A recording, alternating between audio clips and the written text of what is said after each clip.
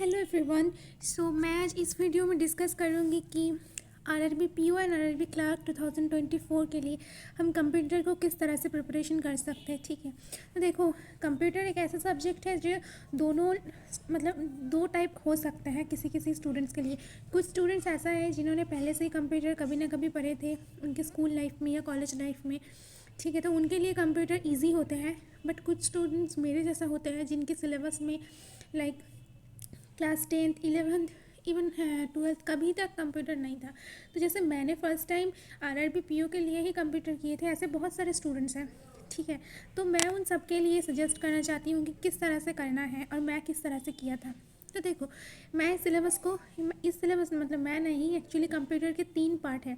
एक है फंडामेंटल, एक है नेटवर्किंग, एक है आपकी एमएस ऑफिस, ठीक है, माइक्रोसॉफ्ट ऑफिस, एंड एक है डीबीएमएस जो डेटाबेस मैनेजमेंट सिस्टम। जिस तरह से मैंने यहाँ पे लिखा है यही होते हैं अगर आप स्टेप बाय स्टेप करते हो, मतलब इस स्टेप में आपको करना है। क्योंकि अगर आप डायरेक्टली जाके नेटवर्किंग करते हो तो ऐसा बहुत सारे टर्म्स आएगा जो आपको नहीं पता। बट अगर आप स्टेप बाय स्टेप करते हो अभी से तो आपका कहीं ना कहीं वो पढ़ने में ईजी लगेगा। जैसे कि फर्स्ट है फंडामेंटल। फंडामेंटल में आपको क्या करना है कि जो बेसिक ऑफ कंप्यूटर है, कंप्यूटर होते क्या है। ठीक है, इस तरह की क्वेश्चन आते हैं बेसिक ऑफ कंप्यूटर में। ठीक है, उसके बाद आते हैं generation and history. History and generation से क्वेश्चंस आते हैं, स्पेसिफिकली जनरेशन ओरिएंटेड क्वेश्चन आते हैं कि किस जनरेशन की कंप्यूटर है या फिर सेकंड फर्स्ट जनरेशन कितने से कितने ईयर्स तक थे, या फिर एक सबको सपोज मान लो आपको दे दिया एक पर्टिकुलर ड्यूरेशन दे दिया एंड आपको ऐसा पूछेगा कि ये कौन सी जनरेशन की कंप्यूटर है। ठीक है, या फिर आपको एग्जांपल देते हैं जनरेशन से कि ये कंप्यूटर कौन सी जनरेशन की है। उसके बाद आता है कि कैरेक्टरिस्टिक ऑफ कंप्यूटर्स। कंप्यूटर की कैरेक्टरिस्टिक मतलब कंप्यूटर में क्या है, उसका फंक्शन क्या है, किस बेसिस पे काम करते हैं, इस तरह की ये सब छोटे मोटे टॉपिक्स हैं। इसमें जो इंपॉर्टेंट है वो जनरेशन एंड हिस्ट्री इंपॉर्टेंट है। उसके बाद आते हैं types of computer. Types of computer से एक क्वेश्चन बहुत आते हैं कि इसमें से कौन से पर्सनल कंप्यूटर की एग्जाम्पल, इसमें से कौन से माइक्रो या फिर मिनी कंप्यूटर्स की एग्जाम्पल है, इस तरह के क्वेश्चन आते हैं। ठीक है, उसके जैसे कि टाइप्स ऑफ कंप्यूटर में आपके आते हैं मेन फ्रेम कंप्यूटर आते हैं, देन मैं थोड़ा भूल गई हूँ, मेन फ्रेम आते हैं, मिनी आते हैं, माइक्रो आते हैं, पर्सनल कंप्यूटर आते हैं, इस तरह की डिफरेंट टाइप्स है। उसके बाद आते हैं आपकी मेमोरी। मेमोरी बहुत इंपॉर्टेंट है, आपको पता ही है कि primary memory, secondary memory. Primary memory जहाँ पे रैम रोम है एंड सेकेंडरी मेमोरी जहाँ पे आपकी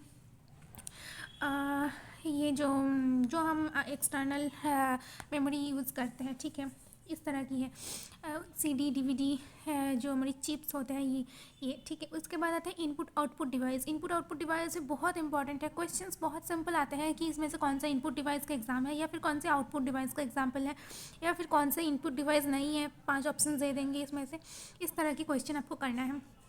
देन है software and hardware. Software hardware में सॉफ्टवेयर से क्वेश्चन आते हैं कि सॉफ्टवेयर 2 तरह के होते हैं, एक एप्लीकेशन सॉफ्टवेयर और एक आई थिंक कुछ था, मुझे अभी याद नहीं आ रहा, जो भी हो आप देख लेना।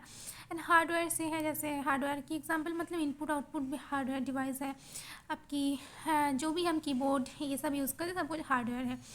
देन उसके बाद आता है माइक्रो प्रोसेसर जो बहुत इंपॉर्टेंट है। सीपीयू इन फास्ट माइक्रो प्रोसेसर क्या है, वो जो इंटेल का जो इंटेल 4004 या 4000 कुछ है वो एग्जांपल, ये सब देख लेना। उसके बाद लैंग्वेज आता है, लैंग्वेज से क्वेश्चन आता है कि इस लैंग्वेज सी लैंग्वेज का जो इन्वेंटर है वो कौन है, सी प्लस प्लस जावा, इस तरह के क्वेश्चन आते हैं। ऑपरेटिंग सिस्टम बहुत इंपॉर्टेंट है, ऑपरेटिंग सिस्टम क्या है, इसमें ऑपरेटिंग सिस्टम का एग्जांपल है ओपन सोर्स ऑपरेटिंग सिस्टम क्या है। देन इस मल्टीटास्किंग जो मल्टी प्रोग्रामिंग ऑपरेटिंग सिस्टम होते हैं। ठीक है, इस तरह के क्वेश्चंस आते हैं।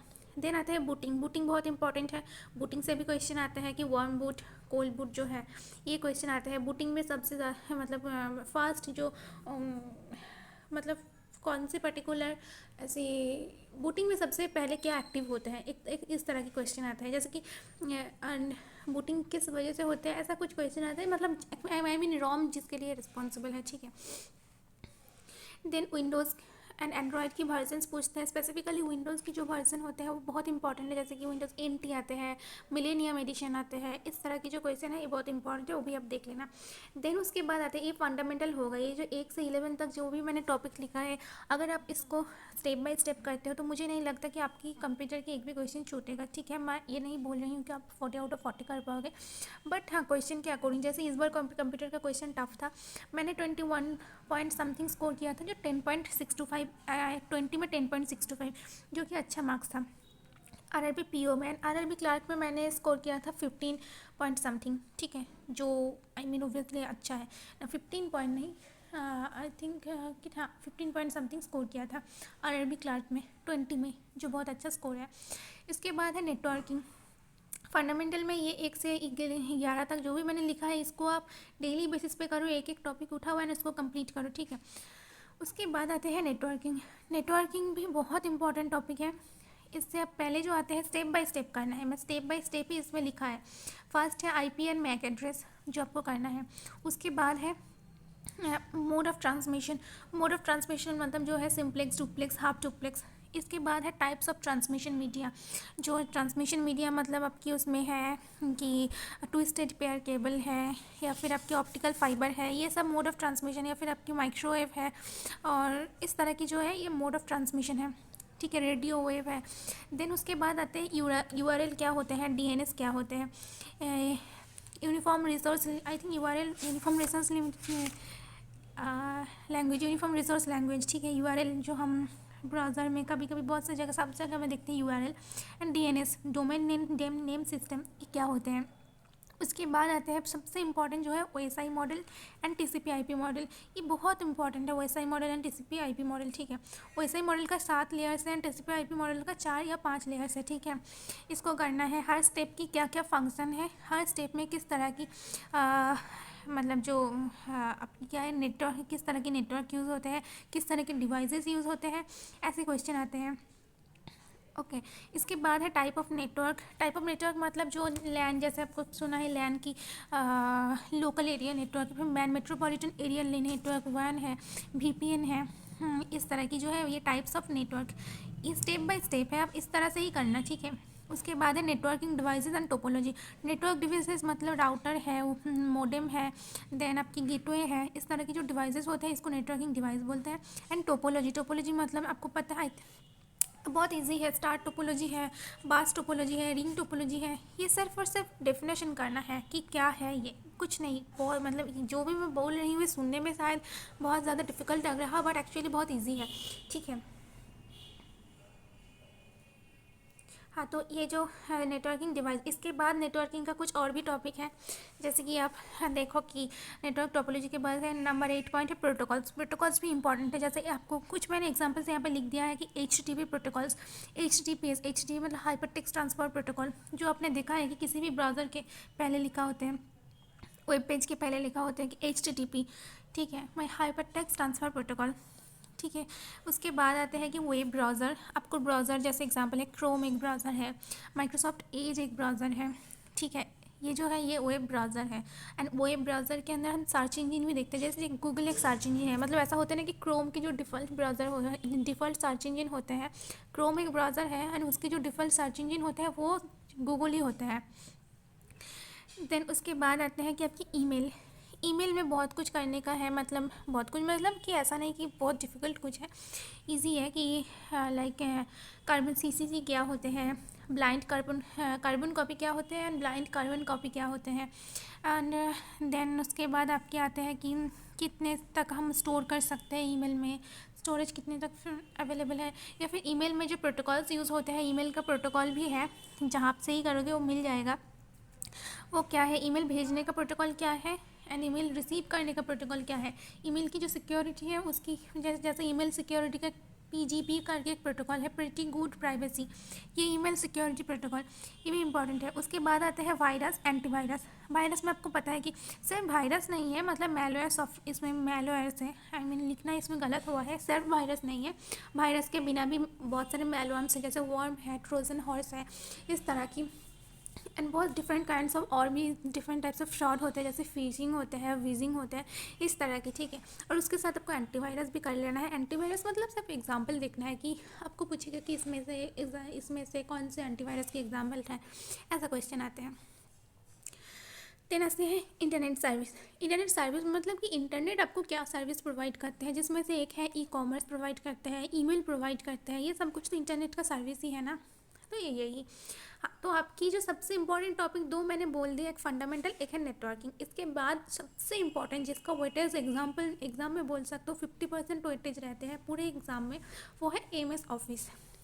अभी से अगर आप करते हो तो आपका एमएस ऑफिस हो जाएगा, और मैं आपको सजेस्ट करूँगी कि प्लीज़ कर लो। मार्क्स आपको चाहिए, आपको नहीं पता कि कौन सा सब्जेक्ट टफ आएगा, कौन सा इजी आएगा। ऐसा ना हो कि आपने एमएस ऑफिस नहीं करके गए और जो एग्ज़ाम में क्वेश्चन आए वो बहुत इजी है, जिन्होंने पढ़ते हैं वो मार्क्स उठा लिया। ऐसा तो मैं इसीलिए सजेस्ट करती हूँ कि जब आपके पास टाइम है अभी से, मतलब अभी जनवरी मंथ है और कब अगस्त में एग्ज़ाम होगा, तो आपके पास तो अगस्त में, सितंबर में आई थिंक मेंस होगा, पता नहीं, मतलब हमारे टाइम सितंबर में हुआ था, तो सितंबर अक्टूबर जो भी हो, तो आप तो आराम से कर सकते हो ना। एमएस ऑफिस में जो इम्पोर्टेंट है वो है Word, PowerPoint and Excel. मैंने जिस तरह से किया था वो मैंने बहुत डिटेल में किया था। लाइक मैं ऐसा किया था कि पहले मैंने किसी टीचर की एक रफ वीडियो देखा कि कैसे पढ़ना होते हैं, किस तरह की क्वेश्चंस आते हैं, ऐसे मैंने देखा था। उसके बाद मैंने जो लैपटॉप में जो वर्ड की एप्लीकेशन है उसको मैंने ओपन किया था, और एक एक टैब को मैंने खोल के देखा था कि एक हर टैब में क्या क्या आते हैं। जो टैब होते हैं ना, जैसे कि मान लो वर्ड में थीम्स का एक टैब है, एक आपकी लैंग्वेज का जो टूल्स का टैब है, ठीक है, जहाँ पे लैंग्वेज होते हैं, लैंग्वेज का साइज़ होते हैं, डिफरेंट का फॉन्ट साइज़ होते हैं, ऐसा, ठीक है। ये सब किया था। फिर इसमें बहुत सारे आपकी शॉर्टकट हैं वर्ड में कि बोल्ड कैसे लिखते हैं, इटैलिक्स कैसे लिखते हैं। देन डेट का वर्ड में ऐसा है कि डेट का जो शॉर्टकट की है वो क्या है, इस तरह की क्वेश्चन है। अगर वर्ड करोगे तो पावर पॉइंट करना बहुत इजी हो जाता है, क्योंकि वर्ड एंड पावर पॉइंट का जो मोर और लेस सिमिलर होते हैं, थोड़ा बहुत अलग होते हैं। पावर पॉइंट में तो सबसे इम्पॉर्टेंट ऐसा क्वेश्चन आता है कि स्लाइड बिगिनिंग से जो स्टार्ट करते हैं उसका शॉर्टकट की है, या फिर एकदम मिड से, मतलब जहाँ पे हो उस स्लाइड शो स्टार्ट करने का क्या ऑप्शन है, शॉर्टकट की है। ये बहुत इंपॉर्टेंट है। इसके बाद आते हैं एक्सेल।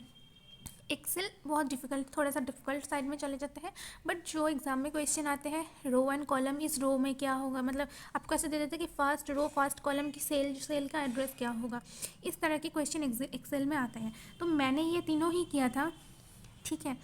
अब मैं इसका सोर्स बता दूंगी कि क्या सोर्स करना है। देखो पहले तो मैं बोल लिया कि आपको इस बेसिस पे करना है। ऐसा अगर करते हो ना कि पहले ही एमएस ऑफिस करते हो तो आप जाकर डिमोटिवेटेड हो जाओगे, क्योंकि एमएस ऑफिस ऐसा टॉपिक है जो वास्ट टॉपिक है। प्लस अब अगर अभी से करते हो तो आपको ऐसा लगेगा यार क्या कर रही हूँ, कुछ समझ ही नहीं आ रहा। तो इसीलिए इजी जो टॉपिक है तो वो पहले कर लेना, जैसे फंडामेंटल एंड नेटवर्किंग, उसके बाद एमएस ऑफिस कर लेना, ठीक है। मैंने स्टार्ट की थी, आई थिंक मैंने जब स्टार्ट किया था कंप्यूटर, ऐसा किया था कि मैंने मार्च अप्रैल से मैंने कंप्यूटर पढ़ना स्टार्ट कर दिया था। तो मेरे पास ऐसे 4 to 5 मंथ्स था एग्ज़ाम तक कि जिसमें मैंने कंप्यूटर कर सकते थे। तो 4 to 5 months more than enough है आपकी कंप्यूटर की सिलेबस कंप्लीट करने के लिए, रिवाइज करने के लिए। और इसके बाद आते हैं डीवीएमएस को मैंने पूरा छोड़ दिया था एकदम, मतलब एकदम मैंने छोड़ दिया था, क्योंकि मुझे लगता था कि मैंने तीनों टॉपिक किया है, फंडामेंटल किया था, नेटवर्किंग किया था, एमएस ऑफिस किया था, बहुत अच्छे से किया था ईच एंड एवरीथिंग। तो डीवीएमएस अगर आते भी है, कितना क्वेश्चन आएगा एक टॉपिक से, 2-3 क्वेश्चन आएगा तो मैं छोड़ दूँगी, ठीक है। अब आते हैं सोर्स में। मैं किस तरह से करती थी, मैंने ये सिलेबस में जो मैंने लिख दिया है, मैं इसको ही एक टॉपिक को मैंने उठाती थी और उसके बेसिस पे मैंने अरोरा एजुकेटर यूट्यूब चैनल से सर्च करती थी। ऐसा ना कि मैंने रैंडमली सर्च का, जैसे वीडियो रैंडम ऑर्डर में मतलब दिया है उस ऑर्डर मैंने नहीं करती थी। मैंने सिलेबस में मैंने जैसा लिखा है मैं इस तरह से करती थी। मतलब जैसे मान लो पहले मैंने हिस्ट्री एंड जनरेशन लिखा, तो history and generation of computer by Arora educator, मैं इस तरह से यूट्यूब में लिखती थी, उसको मैंने करती थी और देन मैंने उसको नोट डाउन कर लेती थी, ठीक है। देन मैंने थोड़ा बहुत उसका, जैसे गाइडली में क्विजेस हैं, अड्डा में क्विजेस हैं, ये सब क्विज मैंने देती थी, या फिर मॉक टेस्ट में तो है ही आपके क्विजेस, वो जब देती थी तो मुझसे भी पता चलता था कि हाँ इस तरह के क्वेश्चन आते हैं। या फिर जो एमसीक्यू सेट्स होते हैं वो भी मैंने कर लेती थी एग्ज़ाम से पहले। तो मेरा करने का तरीका यही था। मैंने हज़ार टाइप का सोर्सेस नहीं देखा था, मैंने बस अरोरा एजुकेटर सर का चैनल देखा था। एंड मैंने एक बार देखा था कि कोचिफाई करके भी एक चैनल है जहाँ पे आपकी कंपाइल्ड वीडियो है। अगर किसी ने इतना नहीं करना चाहते हैं, सिर्फ चाहते हैं कि मैं बस ऊपर ऊपर देख लूँगी, तो कोचिफाई करके एक चैनल है, उसमें 2 वीडियोज़ है जहाँ जो कंपाइल्ड वीडियोज़ है, ठीक है, तो वो भी कर सकते हो। वो एकदम कंपाइल वीडियो है, मतलब ऐसा नहीं कि उसमें बहुत ज़्यादा डिटेल है, सिर्फ कंपाइल वीडियो है, मैराथन टाइप का है, थोड़ा बहुत रिवाइज हो जाएगा। बट अगर आप अच्छे से चाहते हो, अगर आप चाहते हो कि एटलीस्ट 10 मार्क्स लाना आरआरबी पीओ में एंड आरआरबी क्लार्क में, तो आप देख ही सकते हो कि 15+ कोड आते हैं, मेरा ही था।